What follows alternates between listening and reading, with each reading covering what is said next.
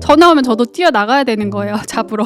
무슨 고라니를 포획하러 다니는 것도 아니고 애가 정말 갑자기 폭주를 하거든요. 안녕하세요. 이웃집 루나입니다. 지난 영상에서는 느린 아이의 엄마 아빠에게 필요한 건 뭘까라는 이야기를 한번 해봤는데요. 오늘은 내가 가장 내 아이를 잘 안다라는 착각에 대한 저의 경험 이야기를 해보려고 합니다. 저희 아이가 자폐 진단을 받기 전에, 그러니까 자폐 경계 상태에서 검사를 진행을 하고 있었어요. 근데 그때 등원을 시작했거든요. 경계로 진단을 받은 건 2년 전이고, 그 사이에 저희가 열심히 또 치료도 받기도 했고, 또 아이가 말을 전혀 못하던 아이였는데 이제 말도 하게 되고 눈 맞춤도 좋아지고 정말 많은 부분이 좋아졌다고 생각을 했었어요. 그래서 사실 저는 아이가 이제 자폐는 아닐 거다라는 생각을 하고 있었거든요. 그냥 조금 느리다, 여전히 조금 느린 아이다라고만 생각을 했었어요. 그런데 이제 저희 아이는 자폐 진단을 받았죠. 그 진단이 나오기 전에 등원을 했는데, 등원을 하자마자 바로 담임 선생님께 전화가 왔어요. 아이가 다른 아이들이랑 조금 다르다고 말이죠. 사실 이런 저희 아이가 다른 아이들과는 다르다라는 이런 이야기는 저로서는 처음은 아니었어요. 처음 저희 아이가 자폐 경계를 받게 된 것도 저희가 2돌 무렵부터 이제 기관을 처음 다니기 시작했는데, 그때 기관에서 아이를 감당할 수가 없다고 병원 검사를 받아보시는 게 어떻겠냐라고 말씀을 하셔서 그 기관의 추천으로 이제 검사를 받으면서 얘가 자폐 경계인 상태라는 걸 알게 되었고, 그 진단을 받고 나서 제가 미국에서는 사실 그 정도의 검사 결과도 자폐 스펙트럼으로 본다라는 것에 되게 충격을 받았었거든요. 이제 그런 상황이었는데, 그 이후에 또 이제 아이가 등원을 하죠. 등원을 하는 족족 아이에 관련해서 계속 전화가 왔었어요. 정말 많은 연락을 받았고요. 초반에 1년은 아이가 9시부터 뭐 3, 4시까지 풀타임으로 등원을 한 것도 아니었어요. 그냥 오전이나 오후만 뭐 한 2, 3시간밖에 등원을 못 했는데도 아이의 문제 행동 때문에 친구들과 또 선생님에게 어려움이 좀 있었던 것 같아요. 저 역시도 이런 상황이 너무 불편했기 때문에 차라리 등원을 시키지 않는 게 어떨까라는 생각을 정말 많이 했거든요. 어차피 아이가 등원을 해봤자 뭐 몇 시간 하는 건데, 센터도 또 열심히 다니는 상황이었고, 그래서 어차피 그 몇 시간은 뭐 제가 힘든 건 마찬가지니까 차라리 마음이라도 좀 편하겠다라는 생각을 했어요, 안 가면. 그래서 제가 아이 치료받고 있는 병원에 기관에 다니는 것에 대해서 상담을 했었거든요. 근데 선생님께서 30개월쯤 된 아이였기 때문에 이제는 기관 생활을 해야 한다고 이야기를 하시더라고요. 또래 아이들을 좀 만나고 단체 생활을 조금 경험을 해볼 필요가 있다고 말씀을 하셨습니다. 짧게라도 다니라고 하시길래 보냈죠. 정말 가는 곳마다 저희 아이를 감당을 하질 못했어요. 매번 저는 기관에 보내면서 죄인 같은 기분으로 사실 보냈거든요. 가뜩이나 육아로 어깨가 이렇게 굽기 시작했는데 더 쭈그러들더라고요. 제 마음이 그런 상태였던 거죠. 그런데 이제 저희가 이사를 하면서 제가 최근에 가정보육을 한 6개월 동안 했다고 말씀을 드렸잖아요. 그때 정말 힘들었거든요. 집에서 보였던 아이의 여러 가지 모습들 때문에 사실 육아가 쉽지는 않았어요. 몸도 정신도 사실 힘들었는데 저만 힘들지 또 다른 누군가들에게 피해를 주지는 않는 상황이라서 한편으로는 마음은 좀 편했어요. 아이도 집에 있는 걸 좀 좋아했고요. 그렇게 가정보육을 하다가 이제 아이가 첫 등원을 했는데 첫날 바로 전화가 온 거예요. 혹시 아이가 그동안에 한 번도 등원을 해본 적이 없냐고 먼저 물어보시더라고요. 되게 혼란스러운 모습이었다고 하시더라고요. 그동안에 좀 한 6개월 정도 가정보육을 했기 때문에 낯설 수도 있다고 좀 지켜보기로 했어요. 그리고 며칠을 지켜보시더니 조심스럽게 특교자 신청을 추천을 하시더라고요. 솔직히 저는요, 아이를 양육하면서 꽤 오랫동안 힘들었는데, 그게 제가 육아를 잘 못하는 엄마이고 육아랑 안 맞는 사람이라서 너무너무 힘들다는 생각을 했어요. 그런데 아이가 발달에 문제가 있었고 자폐 경계인 상태였어요. 그런 부분들을 알고 있는 상태에서도 집에서 볼 때도 조금 이 아이의 육아 자체는 난이도가 좀 되게 높다는 생각을 많이 했거든요. 근데 그게 이 정도로 '특교자를 할 정도는 아니지 않을까?'라는 생각을 했어요. 아이가 좀 위험한 행동을 좀 많이 하는 상황이라서 선생님이 조심스럽게 추천을 하셨고, 그런 상황이면 저도 '일단 검사를 해 보자.'라는 생각으로 특교자 심사를 위한 검사를 받으러 갔어요. 여러 가지 검사를 했어요. 그리고 저희가 그동안의 진료와 그런 검사를 받았던 기록들도 다 제출을 했고요. 여러 가지 검사를 하고 이제 마지막에 저희 아이와 그 선생님이 둘이서만 이제 검사를 하는데, 제가 밖에 나가 있어야 했어요. 제가 밖에 있었단 말이죠. 밖에서 들려요. 선생님이 아이에게 질문을 하고 또 아이가 답을 하고 하는데 뭔가 그게 잘 안 되는 것 같더라고요.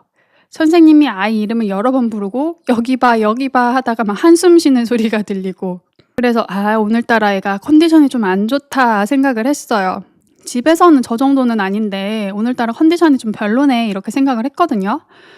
그리고 제가 최근에 자폐 검사를 받았을 때도 제가 느끼기에는 검사하는 걸 대충 밖에서 들었는데 '아 오늘도 애가 참 상태가 좀 별로네.' 싶었어요. 그래서 이제 이번에 특교자 검사까지 하고 저번에 그 자폐 검사를 했을 때 그 생각이랑 좀 상황이 비슷해서 '우리 아이는 무슨 검사 같은 걸 할 때마다 참 상태가 별로 안 좋구나.' 이런 생각을 했었어요. 그리고 나서 저희는 바로 특교자에 선정이 되었어요. 저는 사실 아이가 특교자가 안 될까 봐 염려했거든요. 제가 생각했을 때는 '아 우리 애가 특교자를 하기엔 좀 애매하지 않나.'라는 생각을 했어요. 그래서 특교자가 안 될까 봐 걱정을 좀 많이 했거든요. 근데 그게 저만의 착각이었던 거예요. 자, 또 한 가지 사건이 있었어요. 저희 아이가 다니는 체육 수업이 있어요. 근데 이건 이제 일반 친구들이랑 함께하는 약간 소그룹의 체육 수업이거든요. 저는 아이를 수업에 데려다 주고 그리고 둘째를 데리고 조금 밖에서 놀다가 와요. 이제 끝날 때쯤 와서 아이를 보면 수업이 잘 끝난 모습이라서 '그냥 그런가 보다.' 하고 지냈었거든요. 근데 어느 날 조금 일찍 그 기관에 가서 아이가 수업하는 걸 보게 됐어요. 근데 다른 아이들은 선생님의 지시를 따르는데 저희 아이는 선생님의 말이 안 들리는 아이처럼 혼자 뛰어다니고 있었어요. 혼자 창문에 매달리고 거울에 붙고 다른 친구들을 갑자기 가서 만지고, 선생님이 아무리 아이를 부르고 또 아이에게 말을 하고 아이를 바라보고 가까이서 지도를 해도 그게 계속 반복되더라고요. 그 모습을 보고 제가 지금까지 있었던 일들이 막 약간 퍼즐처럼 딱 맞춰지면서 소름이 돋더라고요. 제가 지금까지 알고 있었던 제 아이의 모습이 제 아이의 전부가 아니라는 걸 처음 한 거예요. 저는 지금까지 제 아이의 모든 걸 다 알고 있다고 생각을 했는데 그게 내가 알고 있는 게 아이의 모든 부분이 아니겠다는 생각을 처음 한 거예요. 검사를 받을 때마다 아이가 오늘따라 상태가 별로네 했던 거, 기관에 갈 때마다 아이는 밖에서 늘 그런 모습이었을 거예요. 가장 안정적이고 가장 편안한 엄마와 집이라는 공간에서의 아이가 그렇지 않은 환경에서 집이랑 같은 모습을 보일 리가 없는 건데 제가 그걸 몰랐습니다. 그 생각을 하니까 너무 충격인 거예요. 저는 사실 선생님들이 아이에 대해서 했던 여러 문제에 대한 이야기들을요, 그분들은 저처럼 일반 그런 사람이 아니라 교육자이니까 좀 더 객관적이고 엄격하게 보겠지라고도 생각을 했던 것 같아요. 일반적인 아이들이 겪는 수준이 아니었던 것일 수도 있겠다 싶고, 또 그 이야기의 심각함을 제가 생각보다 잘 못 느꼈나 보다라는 생각이 들더라고요. 생각해 보면 그 교육하시는 그분들도 저에게 "검사를 해 봐라. 뭐 치료를 해 봐라."라는 그런 이야기를 쉽게 하실 수 있는 분들은 아닐 텐데, 그런 이야기를 들으면 우리 엄마들은 우리 애 집에서 보면 그런 애 아닌데 좀 왜 저렇게 과민하게 얘기하나?' 싶을 수도 있어요. 제가 그랬거든요. 엄마에게 보이는 아이의 모습이 전부는 아닐 수가 있었습니다. 이제 아이가 활동하는 세상이 집뿐만이 아니기 때문에 또 다른 세상에서의 아이의 모습도 있을 수가 있는 거죠. 근데 그건 엄마가 없을 때 보이는 모습인 거예요. 저희 같은 경우에는요, 겪은 모든 선생님들이 상당히 조심스럽게 이야기를 하셨어요. 엄마가 받아들이기에는 기분 나쁠 수 있는 이야기라고 생각을 하고 말씀을 하셨던 거죠. 검사를 처음 추천하셨던 기관의 그 선생님도, 아이가 힘들다고 했던 선생님들도, 특교자를 추천했던 선생님도 모두 그러셨던 것 같아요. 제가 처음에 저희 아이가 2돌 무렵에 기관에서 아이가 감당이 좀 안 된다, 아이가 좀 검사를 받아봐야 될 것 같다라고 이야기를 했을 때 솔직히 저는 좀 어이가 없네? 이렇게 생각을 했어요. 아직 아이가 좀 어리잖아요. 24개월, 25개월이니까.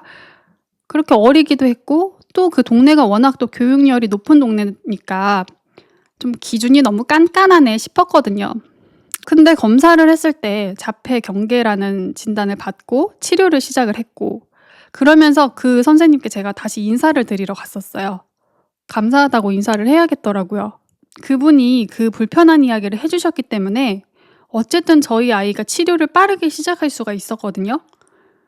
만약에 그때 저희가 치료를 시작하지 않았다면요, 어쩌면 지금의 저희 아이가 없을 수도 있다는 생각을 저는 합니다. 저희 아이는 정상 발달의 또래 친구들에 비해서는 여전히 많이 처져요. 하지만 저희 아이만을 놓고 봤을 때는 정말 엄청난 성장을 했거든요. 그때 그 시기를 놓쳤다면 저희 아이는 지금처럼 말을 하지 못했을 것 같아요. 저는 여전히 그분께 정말 감사드리고요. 이번에도 이제 선생님이 특교자를 추천을 해주셨는데 그것도 너무 감사드린 거예요. 저는 그 절차도 몰랐고 그게 필요할 거라는 필요성도 몰랐어요. 제가 기관에서의 아이 모습을 본 적이 없으니까요. 그냥 저는 정말 언어가 아예 안 되고 혼자 일상생활 자체가 전혀 안 되는 친구들만 그걸 하는 건 줄 알았거든요. 그래서 저는 그냥 기관을 선택하는 것만 신중하게 선택을 했는데 이런 선생님의 추천을 통해서 어쨌든 저희 아이가 특교자 선정이 되니까 좋더라고요.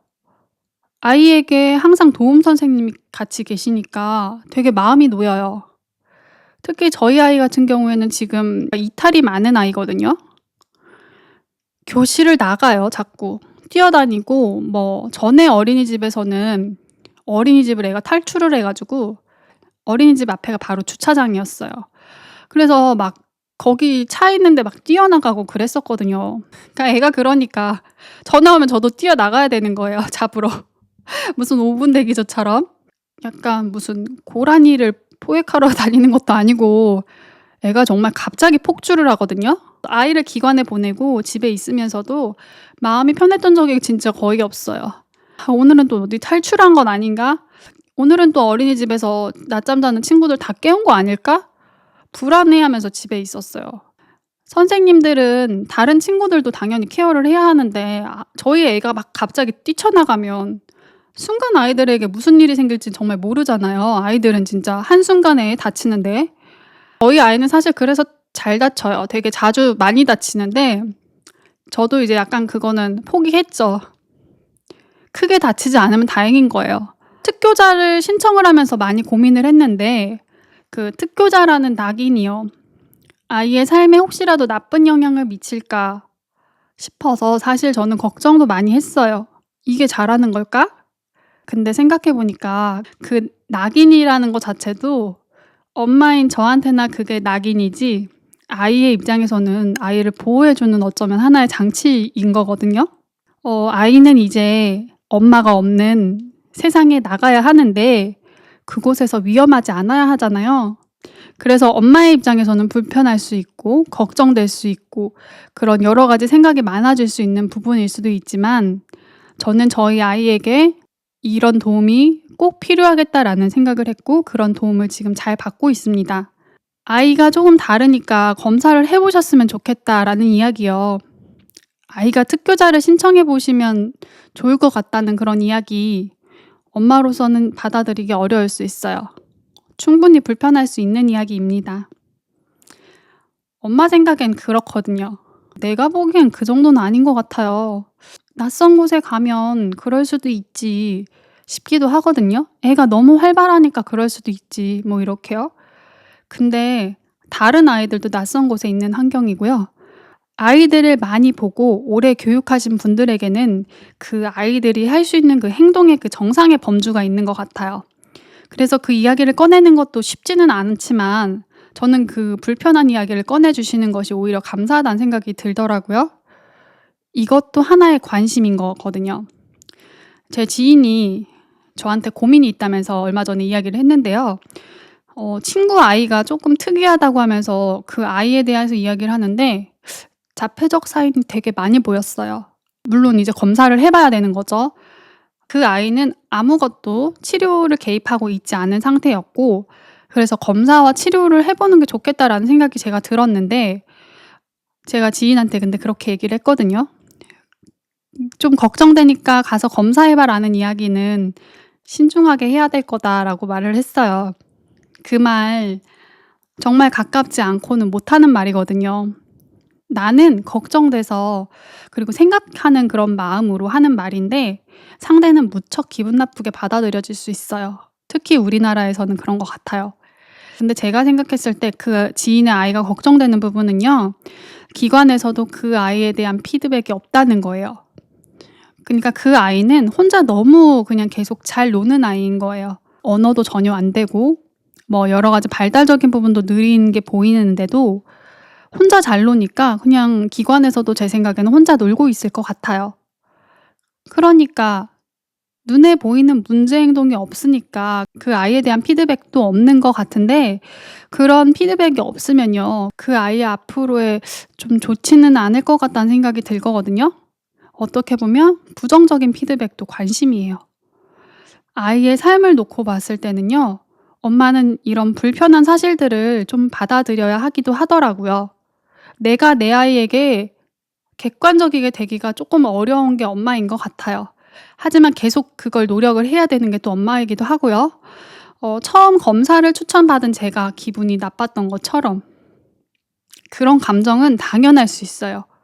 근데 그 나에겐 좀 기분 나쁜 그 이야기가 아이의 삶을 놓고 봤을 때는 들어볼 필요가 있는 말이더라고요.